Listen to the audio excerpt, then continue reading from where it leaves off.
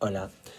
Bueno, el objetivo de hacer este vídeo es hacer una aproximación a la generación del 98, a todo lo que ha rodeado la generación del 98, como para intentar que una lectura de los autores de esta generación sea pues más productiva, comprendiendo un poco el trasfondo de sus obras. Em, para ello, básicamente, primero voy a empezar hablando un poco del contexto histórico de lo que rodea a esta generación, más allá de lo meramente literario, porque creo que eso es muy importante para comprender lo que luego va a ser la ideología que va a estar presente en las obras del 98 y todo lo que posteriormente va a implicar histórica, literaria y filosóficamente el postulado de la generación del 98, que se parece bastante, o sea, tiene paralelismos bastante importantes, yo creo, con la juventud actualmente. Eh, en cuestiones como mm, el sentimiento de pérdida, de generación perdida, de no existencia de futuro y una larga serie de etcéteras relacionados pues con una tendencia bastante depresiva de un grupo completo de población. Bueno, la generación del 98 recibe su nombre por los sucesos que ocurren en el 1898, que es el año en el que España pierde sus últimas colonias en el Caribe y en el Pacífico. Hablamos de lugares tan estratégicamente y tan importantes para la historia de España como Cuba, Puerto Rico, Filipinas, la isla de Guam, etcétera, etcétera. Pero el detalle importante es que la generación del, o sea, el año de 1898 no viene a ser más que la guinda del pastel de todo un siglo de fracasos, básicamente. En el siglo XIX, España se enfrenta a a varios acontecimientos realmente negativos para su historia y que vienen a significar pues un desastre en materia política, en materia histórica y en materia económica. El siglo se inicia ya mal con la llegada al trono, bueno, en primer lugar con la guerra contra Francia, la guerra de la independencia contra Francia, contra el imperio de Napoleón, pero en segundo lugar con la llegada a España del rey Fernando VII, que básicamente lo que va a significar es un retroceso del intento de liberalizar el país, de imponer una constitución que se aproximase a, digamos, los preceptos del nuevo régimen y superar el absolutismo, cosa que Fernando VII va a impedir. Además hay que tener en cuenta que si ya el reinado de Fernando VII fue pésimo, más pésima va a ser todavía la circunstancia de su sucesión, ya que Fernando VII únicamente va a tener dos hijas. Su hija mayor Isabel va a ser la que sea designada para heredar el trono. Para ello va a haber que derogar una ley que impedía gobernar a las mujeres. Y esto, pues al tío de Isabel II, como todos sabemos, no le va a hacer ninguna gracia y se van a iniciar los ciclos de las guerras carlistas, que no son más que antecedentes de la Guerra Civil Española o guerras civiles en sí mismas, en las que se enfrentan pues dos posiciones de entender el país, de entender la monarquía y de afrontar el futuro. Una absolutista y conservadora, que es la parte de Carlos María Isidro, y pues una parte más liberal por conveniencia, no por gusto de la reina, con Isabel II y su madre, que ejerce la regencia en los primeros años del reinado de Isabel, ya que esta es muy joven. Eso es el primer capítulo nefasto, pero no va a acabar ahí. El reinado de Isabel II va a ser un auténtico fracaso, como todos sabemos, y va a derivar en una revolución en el año 1868, la Revolución de la Gloriosa, eh, tras la cual Isabel II va a tener que exiliarse y se va a iniciar el periodo conocido como el Sesenio Democrático y la Primera República, que también va a ser un fracaso.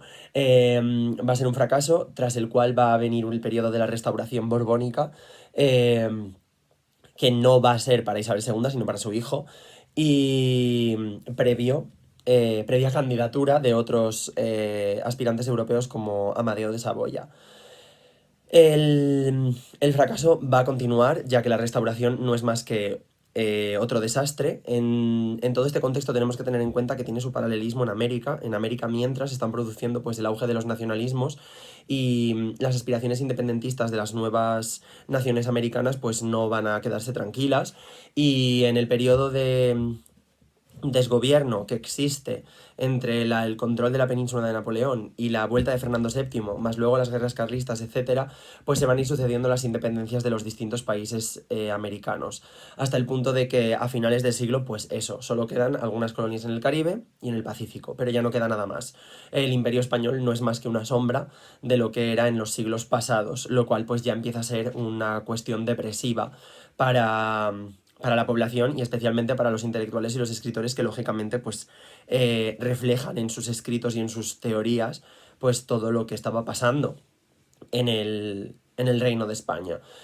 Así pues tras la Primera República, la Restauración Borbónica, empieza un periodo político en España bastante desastroso también, todo es desastroso en el siglo XIX español, que es conocido como el turnismo, un partido conservador encabezado por Cánovas del Castillo y un partido progresista encabezado por Sagasta, van a crear pucherazos sucesivos en elecciones democráticas, básicamente para que cuando uno no esté en el poder esté el otro. De tal forma que siempre pues, se produzca ese cambio de uno a otro, supuestamente para aportar estabilidad. De nuevo resulta ser un desastre. Cánovas del Castillo va a terminar siendo asesinado a las puertas de la guerra de Cuba, mientras está retirado en un balneario, lo cual va a ser un terremoto político tremendo, incluso para su adversario, su supuesto adversario Sagasta, que lógicamente se queda sin su sin su mano derecha en el tema del turnismo. Así es como se llega a las puertas de 1898. Hay que tener en cuenta al mismo tiempo lo que estaba pasando en Cuba, que va a ser el epicentro de la guerra. Aunque España va a terminar perdiendo todas sus posesiones, la contienda con Estados Unidos va a hacerse en la isla de Cuba. ¿Qué ocurre en la isla de Cuba? Que Estados Unidos básicamente ve la presencia de España en el Caribe como la última presencia de una gran potencia europea que obstaculiza sus intereses, básicamente. Cuba es un enclave estratégico junto con Puerto Rico en el Caribe y a Estados Unidos no le interesa que España esté ahí porque que esté otra potencia significa que no están ellos y por lo tanto no tienen el control absoluto. Así que ya desde temprano empieza a presionar. Al mismo tiempo, varios grupos independentistas dentro de Cuba empiezan a hacer su propia guerrilla, lo que en un principio España tiene controlado, pero ya en la década de los 90 en el siglo XIX, ya Estados Unidos se desentiende completamente y deja de dar su apoyo a España hasta que finalmente directamente se lo da a los independentistas. Finalmente en 1898, como todos sabemos, pues revienta en la bahía de La Habana el acorazado de Maine, que es un acorazado estadounidense que estaba allí básicamente para defender los intereses comerciales de las empresas americanas. Y a Estados Unidos, desde pues, los periodistas, la política, etcétera, le va a echar la culpa al gobierno español, lo que va a desencadenar definitivamente la contienda en la isla. En este momento, Sagasta es el que tiene el control, ya que Cánovas ha sido asesinado, y lo que intenta principalmente es mantener la paz, intentar encontrar un acuerdo con los Estados Unidos y los independentistas cubanos para mantener el control de la isla. Pero a Estados Unidos esto no le interesa.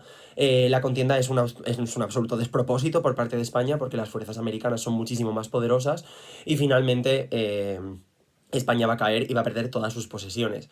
Claro, ¿cuál es el problema? El problema no es la guerra en sí, el problema no son todos los desastres que han ocurrido previamente en sí. El problema es la repercusión que esto tiene en la opinión pública española. España era el imperio donde nunca se ponía el sol y de repente el sol se puso y se puso para siempre. España deja de tener el control de las colonias americanas, el control de las colonias asiáticas y ya nada tiene sentido, básicamente. Eh, se va a caer en una depresión profunda. Además, evidentemente, todas estas guerras, todas estas contiendas políticas, la proclamación de la Primera República, etcétera, han supuesto un gasto económico terrible durante todo el siglo XIX español y España está sumida en una crisis tremebunda. Y en todo este contexto, después de lo que se va a conocer como el desastre del 98, van a aparecer una serie de intelectuales, eh, entre los cuales se circunscribe evidentemente el grupo del 98, que van a empezar a hablar de España, van a empezar a hablar del problema de España, que precisamente el problema de España es este, qué ha pasado con nuestra identidad, qué ha pasado con todo nuestro poder, qué ha pasado con nuestras aspiraciones para que hayamos pasado de ser la principal potencia del mundo a estar a la cola, ¿no? A no tener nada, ningún papel prácticamente. Recordemos que en este momento también se está produciendo pues todo la colonización y el reparto de África entre los nuevos grandes imperios europeos y España pues no está en la lista.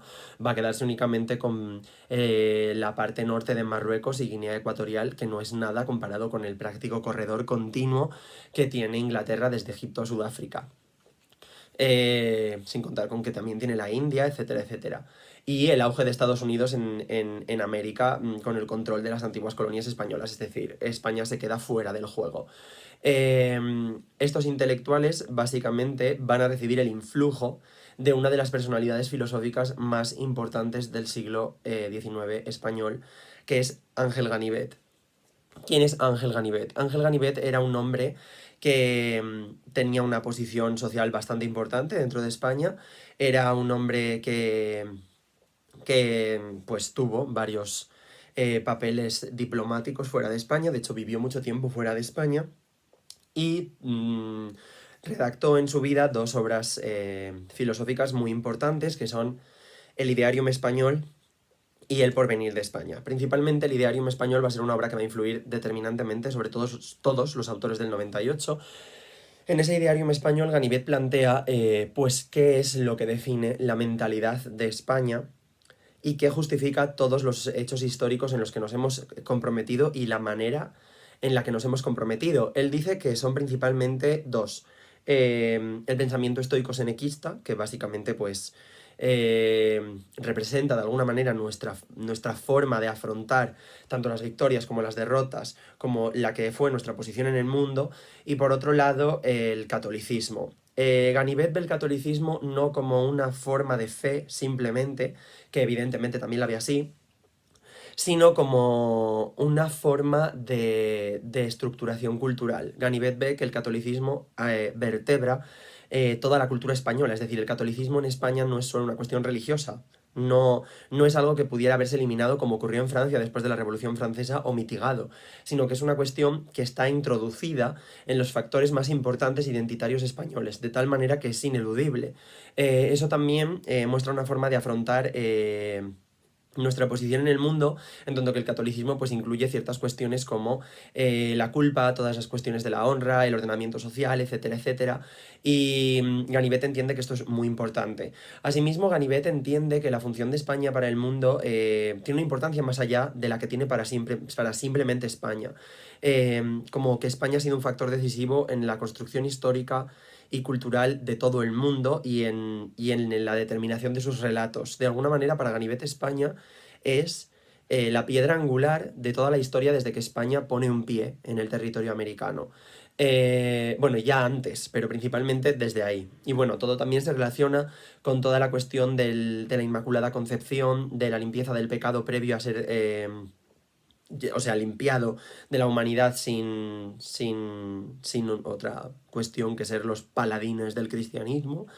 Y básicamente esto vuelve a Ganivet una especie de ideólogo de España. O sea, España estaba ahí, pero después de que Ganivet la reflexionase, parece otra cosa, ¿no? El sentimiento de conexión entre Ganivet y España es tal que después de producirse el desastre del 98 va a suicidarse en la ciudad de Riga. Esto que puede parecer un detalle alocado no es más que una muestra de lo que he dicho antes, del terrible desasosiego y de la terrible angustia social que causó en España la pérdida de lo ocurrido en el desastre del 98. Es decir, no se trató de una guerra más, se trató de la guerra definitiva. O sea, si España tuviese sus propios ciclos históricos, el 1898 sería sin duda un cambio de edad, sin duda alguna.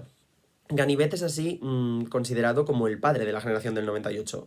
En mi humilde opinión no puede considerarse un miembro de facto de la generación del 98 porque Ganivet se suicida en 1898, que es digamos el año que da pie a toda la reflexión posterior. Si él no vivió toda la reflexión posterior es absolutamente imposible que pertenezca al grupo que lo hace, ¿no? Pero bueno, sí que es verdad que es interesante tenerlo en cuenta de cara a entender todo este sentido que se le da a la historia de España y a la cultura de España una vez tiene lugar el desarrollo de 1898 y de la generación del 98.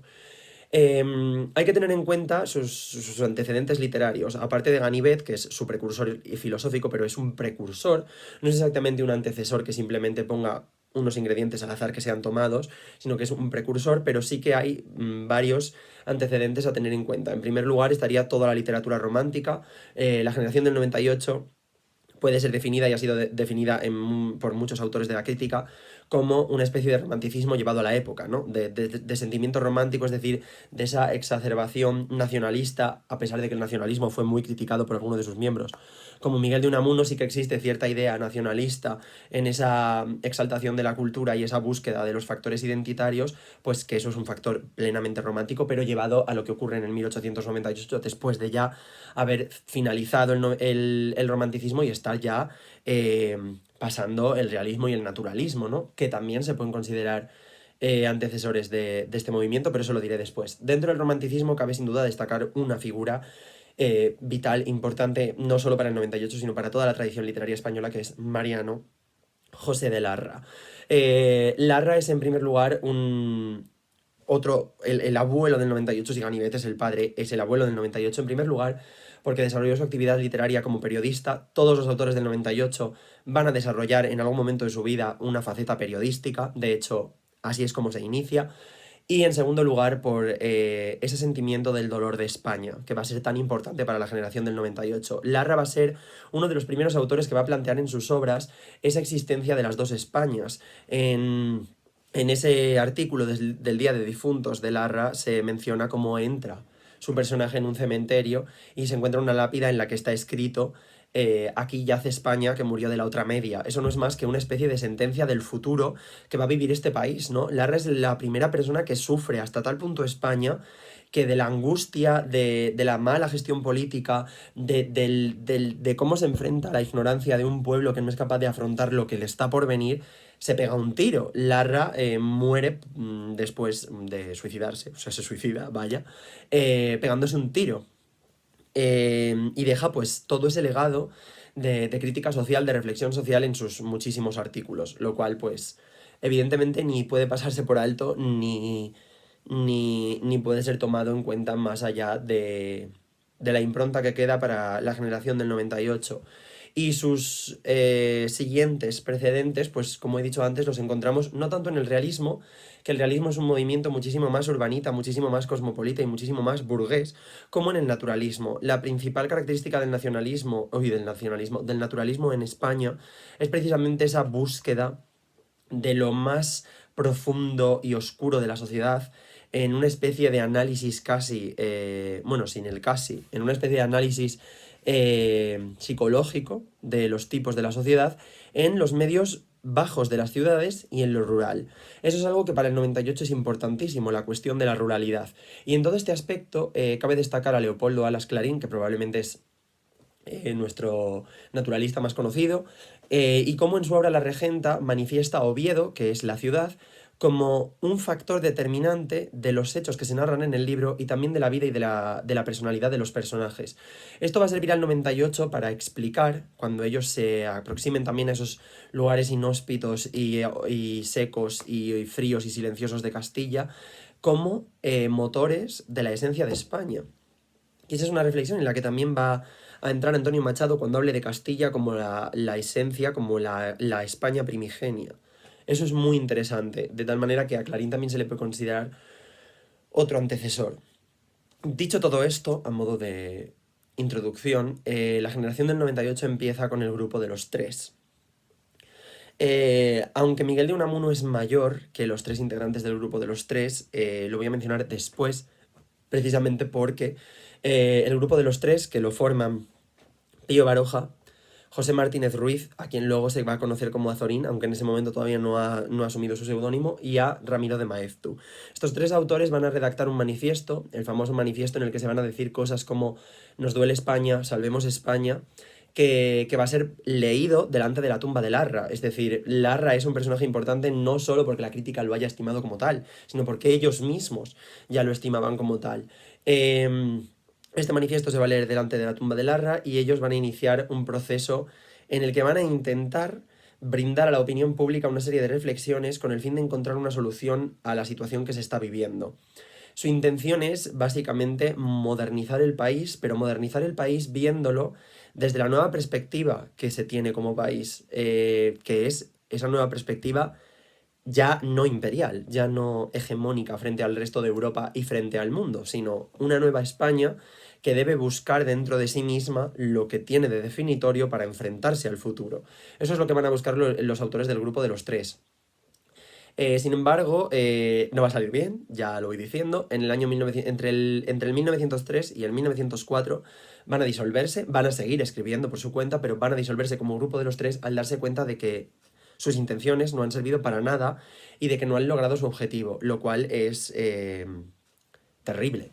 Hay que comentar que estos tres autores tienen una trayectoria bastante similar en la evolución de su pensamiento. Los tres empiezan circunscritos a ideologías radicales de izquierdas, principalmente el anarquismo, tanto Pío Baroja como Azorín como Maez Tuh. Sin embargo, a lo largo de su vida van a ir evolucionando en dos vertientes distintas. Bueno, casi tres vertientes distintas, pero dos grandes vertientes que serían, en primer lugar, la de Baroja y Azorín, que básicamente van a ir relajando sus posturas hacia una especie de pasotismo absoluto, al darse cuenta de que el desastre está servido, el país no tiene ánimo de cambiar y sus palabras y sus reflexiones no están sirviendo para nada. Bueno, hasta el punto de que Pío Baroja va a caer en los últimos momentos de su vida en la bulia, ¿no? Va a morir abúlico y Azorín se va a convertir en una especie de reliquia de la literatura española, pero limitado a simplemente vivir y seguir produciendo. En cambio, la segunda vertiente, que es la de Ramiro de Maeztu, va a ser la de pasar de una radicalidad de izquierdas a pasar a una radicalidad de derechas. A Maeztu le llama muchísimo la atención la nueva idea de la hispanidad que sienta Unamuno y la lleva a sus escritos y a sus reflexiones y hasta que finalmente va a llegar a coquetear con el nacionalismo y en última instancia con el fascismo. Eh, Maeztu será asesinado en los inicios de la Guerra Civil en el cementerio de Aravaca y, y será precisamente por motivos ideológicos. Maeztu es probablemente el que da un mayor viraje hacia el otro lado al darse cuenta de que en el anterior ha fracasado. Y bueno, luego tendríamos el cuarto factor, aunque no está dentro del grupo de los tres, que es Miguel de Unamuno, que en realidad nunca va a virar del todo, pero tampoco va a ser fiel del todo a ninguna parte concreta. Pero bueno, de Miguel de Unamuno hablaremos después. Los autores del grupo de los tres, asimismo, pues tienen esta evolución y cuando se inicia el grupo de los tres y se inicia la reflexión del 98, ya están los tres más o menos en ese medio camino, ya no en la izquierda radical, sino caminando hacia su otro lado. Así pues, tenemos a Pío Baroja, tenemos a Azorín y tenemos a Maez Tuh, aunque Azorín todavía no es Azorín, pero pasaré a llamarlo desde este momento así, porque creo que es como es de sobra conocido para todos. Pío Baroja, que es el primer personaje de esta generación, eh, básicamente pues se caracteriza por un retrato intimista de España que no deja de mostrar lo que era él como persona, ¿no? Siempre caracterizado como una persona muy bondadosa y muy esperanzada. Pío Baroja no cae casualmente en la bulia que he mencionado anteriormente, sino por ese sentimiento de fracaso que él hace suyo. Es decir, no interpreta que el sentimiento de fracaso sea como país, sino que interpreta que el sentimiento como de fracaso es como persona, ¿no? Él se atribuye el esa pesambre, ¿no? De pueblo que va a arrastrar España entera, aunque según su forma de ver y la del resto, pues no es del todo consciente. Pío Baroja básicamente va a ser probablemente el gran novelista del 98, aunque la novela es precisamente el género mayoritario, pero él va a ser como el gran novelista que además va a manifestar su creación literaria en una forma que hasta ese momento pues ya tenía manifestaciones en España, pero no había sido explotada de una manera tan seria y tan comprometida como es la trilogía. Todas las trilogías de Pío Baroja van a ser la clave de su producción y la clave para el entendimiento de su pensamiento. Eh, Como ya digo, Pío Baroja va a tener un camino intelectual bastante relajado, en el sentido de que va a ir perdiendo la pasión que tuvo al principio y va a renegar, llegado a cierto punto, incluso de todo este asunto de la generación del 98, cosa que no le va a pasar a su amigo Azorín, porque los dos eran muy amigos, que acoge con mucho entusiasmo la idea de generación del 98, pues Pío Baroja no tanto. Bueno, perdón por el corte, porque estoy grabando esto en 2 días distintos, entonces probablemente esto se vea totalmente distinto, pero bueno. He estado hablando de Pío Baroja y del desarrollo psicológico de Pío Baroja. No quiero entrar a hablar de todas las obras, ni siquiera de un compendio de las obras de los autores, porque no considero que el tema vaya de esto. Quiero hablar de la personalidad del 98 y de cómo se configura la personalidad del 98 en contraposición con otros movimientos literarios y para comprender sus obras en su contexto, porque creo que eso es lo importante de la literatura. La literatura puede entenderse casi como una disciplina histórica, pero testimonial, de no cuáles fueron los hechos, sino de cómo se vivieron los hechos. Bueno, Pío Baroja tengo aquí apuntado que fue definido por González Ruano como anárquico, individualista, antisocial y furiosamente español.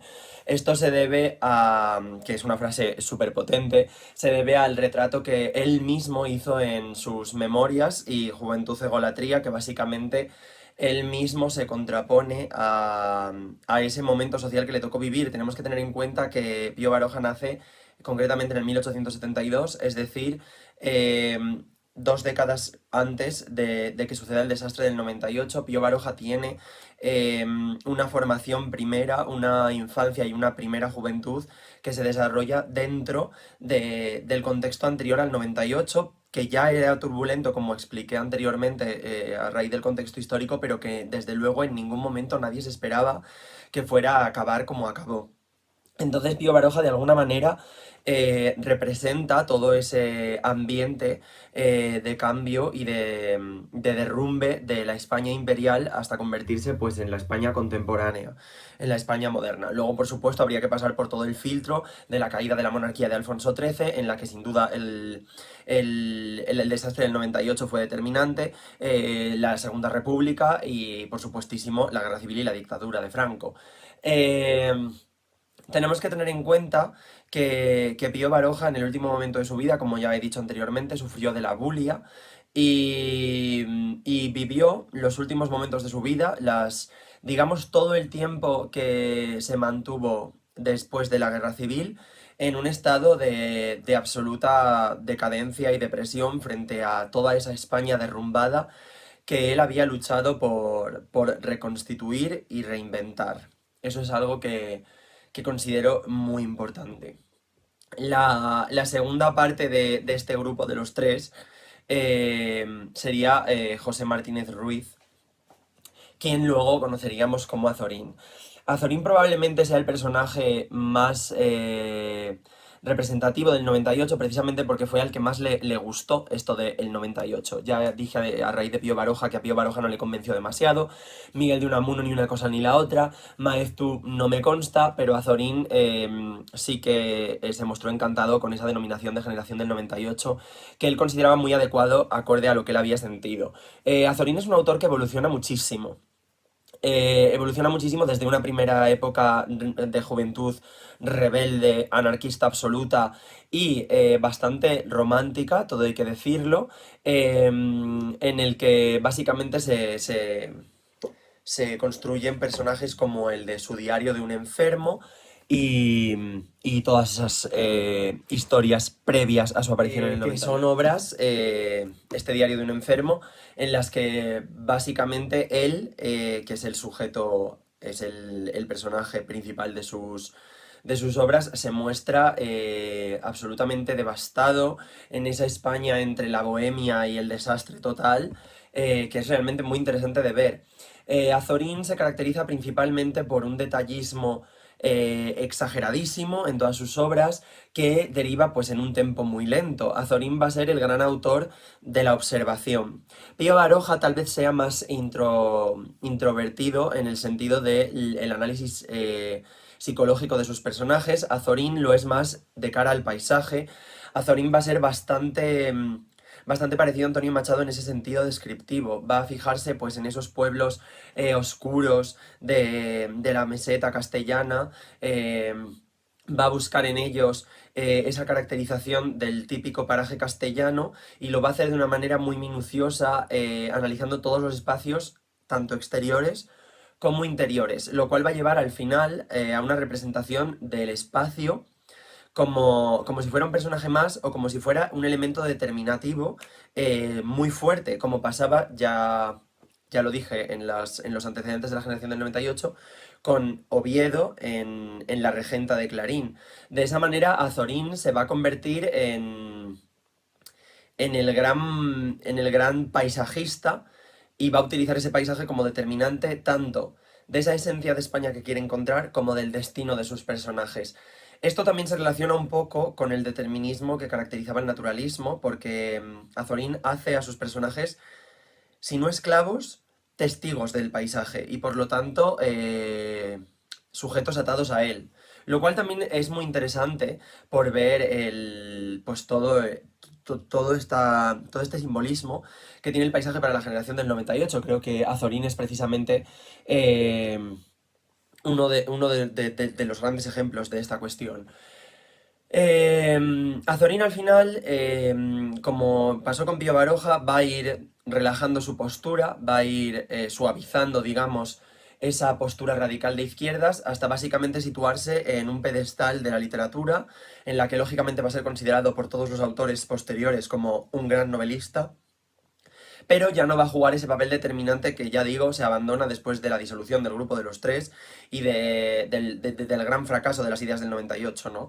Entonces, va a morir en la década de los 60, Pío Baroja creo que no lo tengo apuntado, pero creo recordar que fue en los 50, Azorín muere en la década de los 60, y lo hace, pues eso, considerado como un gran novelista, pero ya habiendo abandonado su papel beligerante digamos, analista de la realidad española, que si bien empieza con ese ánimo idealista de cambiemos España, salvemos España, nos duele España, pues se va a ir relajando porque la España que él pretende cambiar y la que le duele en el 98 y en los principios del siglo XX, cambia radicalmente después del 36 y en la década de los 40, lo cual hace también hacer esa reflexión, ¿no? Y en el grupo de los tres, el último gran personaje que tenemos es a Maeztu. Maeztu es un caso especial, no ya dentro del grupo de los tres simplemente, sino en toda la generación del 98, porque va a morir asesinado en los tiempos más convulsos de la agonía de la República y del comienzo de la Guerra Civil. Como ya he dicho, muere en el 1936 en el cementerio de Aravaca, es asesinado y... y esto es precisamente porque el viraje ideológico de Maeztu es el más fuerte de los tres miembros del grupo de los tres. Maeztu va a pasar de esa radicalidad de izquierdas, de ese posicionamiento progresista, eh, casi antimonárquico, socialista, etcétera, que estaba pues también causando estragos por toda Europa, a convertirse en un radical conservador, nacionalista y coqueteando con el fascismo, es decir, un cambio absoluto y total. Maeztu es el menos literario, el más periodístico y el más filosófico de todos los autores del grupo de los tres. Es muy... Es un fiel seguidor y estudioso de las teorías tanto de Nietzsche como de Darwin. Eso le lleva a tener una visión muchísimo más eh, científica, podríamos decir, del desastre del 98. Maeztu va a ser principalmente un autor de periódico, como ya digo, no va a ser un gran novelista como lo fueron Pío Baroja o Azorín, pero aún así su pensamiento va a ser determinante a la hora de influir en determinadas ideologías políticas, mayoritariamente de derechas, como ya he dicho. Sobre todo después de conocer la resignificación de la teoría de la hispanidad que realiza Miguel de Unamuno. Miguel de Unamuno resignifica el concepto de hispanidad, Maeztu acoge esa resignificación y hace de ella pues su nacionalismo exagerado, ¿no? Eh, a diferencia de otros autores, sí se involucró en política de manera clara. Es decir, mientras Pío Baroja, Zorín e incluso Miguel de Unamuno tuvieron una posición cambiante, que tenía más bien con atender lo que ellos pensaban que tenía que hacerse independientemente de quién lo hiciera, Maeztu sí tiene una posición política bastante fiel. Insisto, relativo al lado conservador. Cuando se inicia la dictadura de Primo de Rivera, Maeztu se posiciona a favor de la dictadura de Primo de Rivera y trabaja para la dictadura de Primo de Rivera. Cuando cae la dictadura de Primo de Rivera y se inicia el periodo republicano, Maeztu está como un poco desubicado, pero dentro de la derecha. Y finalmente, cuando estalla la guerra civil, no tiene absolutamente ningún problema en posicionarse de un bando, que es evidentemente el bando sublevado. Esto hace que Maeztu sea un personaje controvertido de cara a estudiar en la literatura canónica, porque fue un personaje abiertamente eh, fascista, podríamos decir. Pero eso no le quita el valor de las lecturas que se pueden sacar de la teoría del 98. O sea, por una parte tenemos una lectura mucho más accidentalista, en el sentido de que no importaba realmente quién llevara a cabo la reforma y el progreso, con tal de que lo llevara a cabo, que esa sería la postura mayoritaria, la que tuvieron todos menos Maeztu, y luego tenemos la otra postura, que es la postura nacionalista, la postura reaccionaria, que tiene Maeztu de cerrar España en las fronteras dentro de la península y rehacerla como a la imagen y semejanza de lo que hizo Mussolini con Italia. Que no deja de ser terrible, pero no deja de ser una posición también interesante de cara a entender cuál es el giro reflexivo que da el 98. El grupo de los tres tenía como principal estandarte de referencia a Ganivet, pero también a Miguel de Unamuno. Miguel de Unamuno nace en 1864. Todos los otros, el grupo de los tres, nace en la década de los 70, en el siglo XIX. Unamuno es anterior. Y también es vasco, es bilbaíno, pero se va a trasladar para trabajar como catedrático y rector de la Universidad de Salamanca a la ciudad de Salamanca, que va a hacer un poco su segunda patria. Esto es muy importante de cara a entender a la figura de Miguel de Unamuno, porque Miguel de Unamuno es una mezcla de los valores típicos del pueblo vasco, que para él básicamente se manifiestan en una suerte de bravura, rebeldía inculcada y arraigo, y esa frialdad y ese, por otro lado, desarraigo de la cultura castellana que se respira dentro de la ciudad de Salamanca. Y por supuesto, va a contribuir también mucho el hecho de que trabaje en la universidad y la dirija en su ambiente intelectual, ¿no? Miguel de Unamuno es el autor que más precozmente comienza a reflexionar sobre el problema de España, no por nada, sino simplemente porque, aparte de ser el más mayor, pues es el que más experiencia tiene cuando todo esto empieza a ser pues un problema, como su propio nombre indica. Miguel de Unamuno, como dije a raíz de Maeztu, acoge el significado de la hispanidad y le da un giro para entender la hispanidad de una manera distinta, sobre todo referente al idioma, una hispanidad global, una hispanidad que conecta pues varios países ahora independientes frente a otra realidad hegemónica ahora en el mundo, que es la realidad angloparlante, principalmente encabezada por los Estados Unidos, que es, tampoco es casual esto, porque es la que arrebata a España la hegemonía mundial y la despoja de sus últimas colonias. Entonces Miguel de Unamuno relaciona mucho la hispanidad con el concepto de la lengua, que incluso tiene una aspiración casi conquistadora, podríamos decir. Eh, Kirsling llegó a decir de él que era el español más importante de Goya y como digo, pues el... Estoy buscando por aquí. Bueno, da igual. Esa cuestión del ensalzamiento de lo español tiene mucho que ver en esto, en que lo que pinta en sus libros principalmente es una realidad española e hispana con la que pretende alimentar precisamente ese concepto que él despierta, ¿no?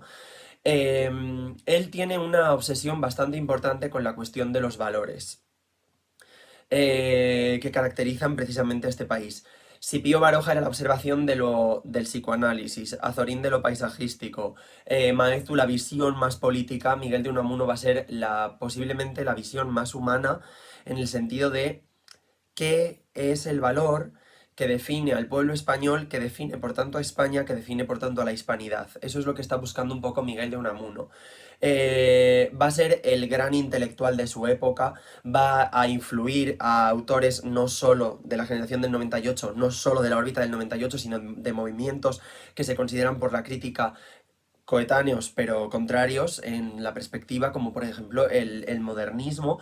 Rubén Darío en su segunda etapa va a mostrar también una simpatía por esta cuestión de la hispanidad, por esta teoría de la hispanidad de Unamuno, muy notable, y esto es evidentemente una cuestión muy importante de cara a ver cómo esa teoría se esparce por todo el mundo hispanohablante, porque Rubén Darío camina entre las dos orillas del Atlántico, pero no deja de ser nicaragüense y es allí principalmente donde va a ser su desarrollo principal.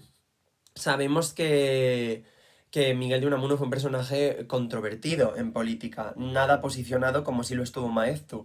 Miguel de Unamuno se opuso a la monarquía, de hecho pasó un tiempo lejos de España por culpa de la monarquía, regresa en sus últimos momentos, proclama la República junto con otras personas en la ciudad de Salamanca y al principio es un proyecto que le entusiasma. Es un proyecto que le entusiasma porque Miguel de Unamuno no desliga los desfalcos de la monarquía con el desastre del 98, lo cual le lleva a tener una opinión bastante negativa de la gestión que hace la monarquía borbónica. Sin embargo, el desastre al que lleva la República en sus últimos momentos, entre una crisis económica mundial, una crisis de identidad y social tremenda, Miguel de Unamuno termina desligándose de la República como se desligó de la monarquía e incluso avalando en un primer momento el movimiento de los sublevados, ¿no?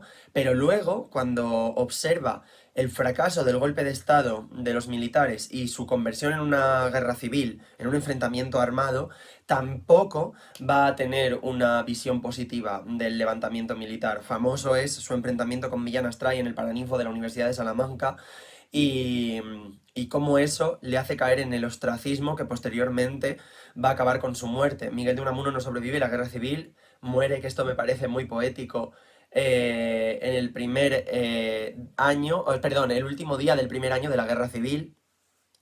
Y lo hace precisamente después de haber contemplado el fracaso total y absoluto, no ya de la que fue su idea de progreso, sino de la idea de progreso de todo lo que hubo después de él.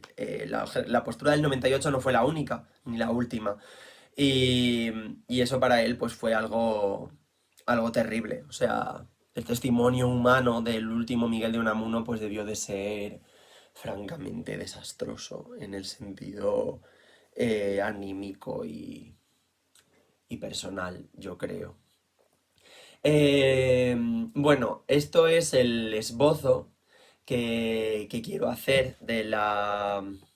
Bueno, mencioné al hablar de Pío Baroja, Memorias y Juventud Egolatría, que yo creo que para comprender a Baroja es algo... son obras pues que pueden hacer un retrato bastante fiel. Si hablamos de Azorín, pues me gustaría mencionar el diario de un enfermo, que ya dije, porque creo que ayuda a comprender muy bien su primera etapa, pero su papel en el 98 se comprende muy bien con la novela de La Voluntad. La Voluntad es una novela que precisamente la ironía del título representa muy bien cuál es la posición de Azorín respecto de la idea del 98 de un país al que precisamente le falta eso, le falta la voluntad y el ánimo, ¿no?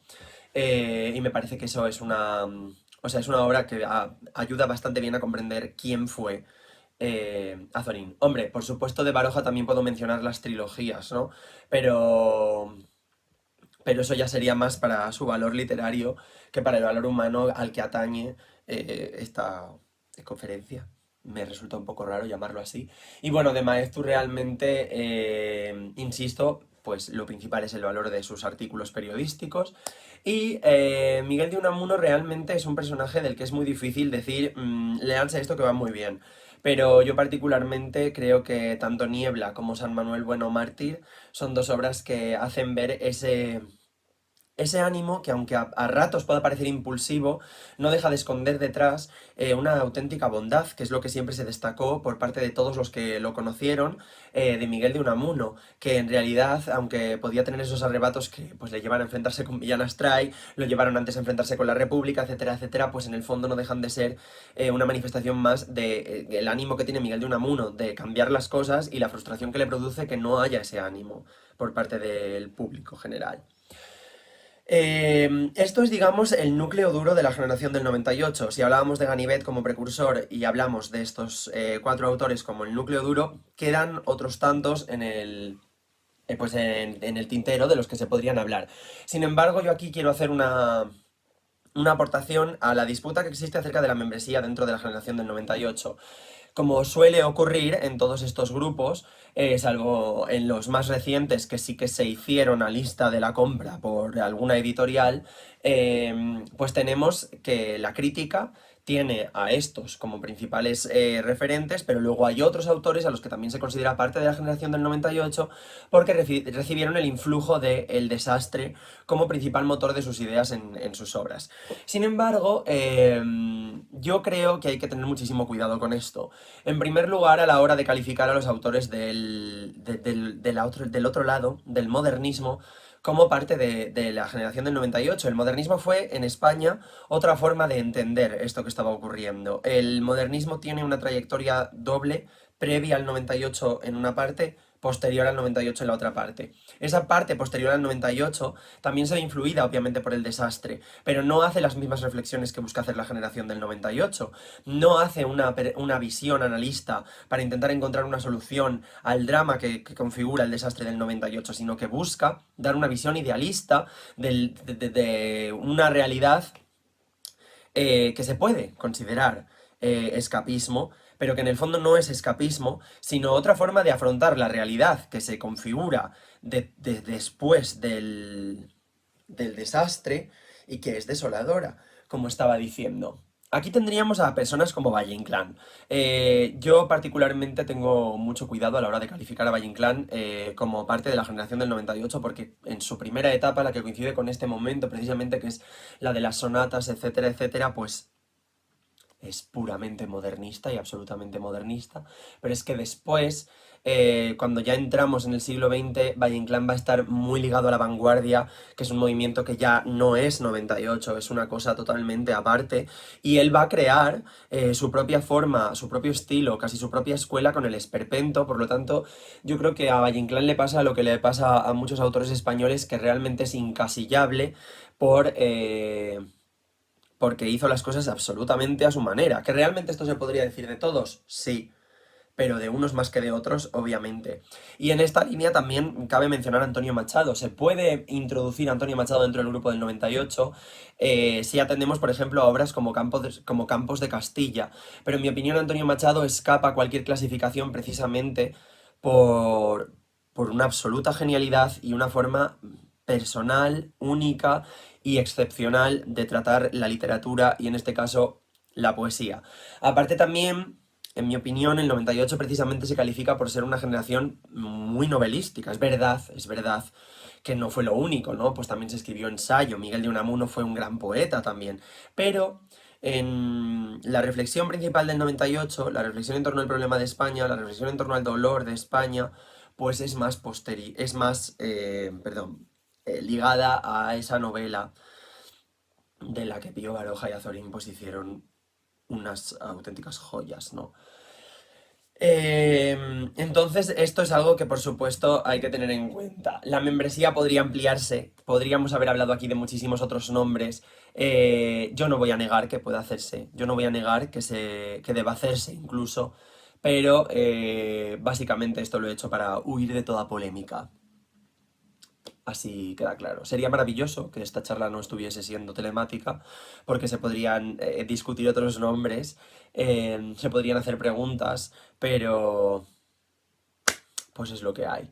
Como conclusión, yo quiero mencionar cuál es la repercusión que tiene la generación del 98. La generación del 98, en primer lugar, abre las puertas de esa etapa que se considera para la crítica como la edad de plata de la literatura española, teniendo en cuenta que la edad de oro fue el barroco español y los autores del barroco español, pues la edad de plata sería el periodo que va desde la generación del 98 hasta la Guerra Civil, siendo la última la generación del 27.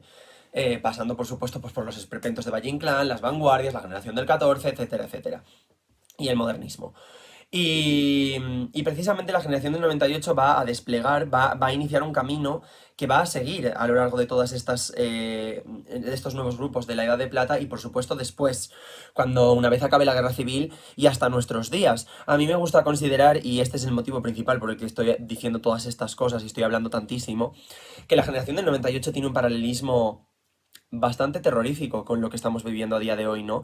Con una generación que es la mía, que se ve absolutamente perdida en el mundo que iniciamos porque todo lo que se nos prometió es mentira. Toda la España que se vivió hace años y que incluso algunos de nosotros tuvimos la oportunidad de ver en nuestra tierna infancia, ha desaparecido, murió en el 2008 con la primera crisis económica y ha venido a morir más, a rematarse con la crisis del coronavirus y con no solo una crisis económica que ya es, sino hay que sumarle pues una crisis sanitaria, una crisis social y una crisis de identidad que ya no viene marcada ni por la crisis del 2008 ni por la del 2020 y el coronavirus, sino por todo el debate que se está abriendo con la cuestión territorial y con la cuestión política de entender en definitiva España, ¿no? Que volvemos otra vez al gran tema del 98, contestar a la pregunta de qué es España y qué es España después de. En este caso es después de el desastre del 98. Tal vez en nuestro caso debe ser qué es España después de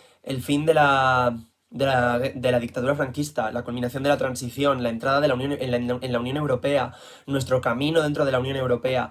¿Qué pasa ahora, no? Pues todas esas preguntas no han sido contestadas. Y lo peor de todo, a mí me da la sensación que es que, al igual de lo que le pasó a la generación del 98, que no solo fue incapaz de contestarlas, sino que eso le llevó a una incapacidad y a una frustración tremenda, con nosotros va a pasar un poco lo mismo, ¿no? No vamos a poder contestar esta pregunta porque igual, y estas reflexiones ya me las saco de mi chistera, no quiero atribuírselas a ninguna obra, a ninguna bibliografía, esta, esta reflexión tal vez nos lleve a sacar la conclusión de que realmente la respuesta son todas esas, ¿no? Son todas esas voces que pueden y se atreven a hacerse esas preguntas, lo cual vuelve a llevarnos a una increíble frustración y a una crisis de identidad. Tal vez algún día puedan ser contestadas y o sea, perdón, se cierre el ciclo que abrió la generación del 98. Eh, Eso es todo. Tal vez tenga la oportunidad de, si se hacen preguntas a estos vídeos, responderlas con otro vídeo. Eh, Siento si la calidad es una basura, pero estoy grabando esto con un equipo basiquísimo. Me estoy dando cuenta de que no estoy mirando en ningún momento al objetivo, pero porque yo estoy mirando la pantalla del iPad, que es con lo que estoy grabando, precisamente para asegurarme de que todo se ve claramente y no es un desastre. Pero bueno, eso que lo siento mucho. Y nada, hasta la próxima.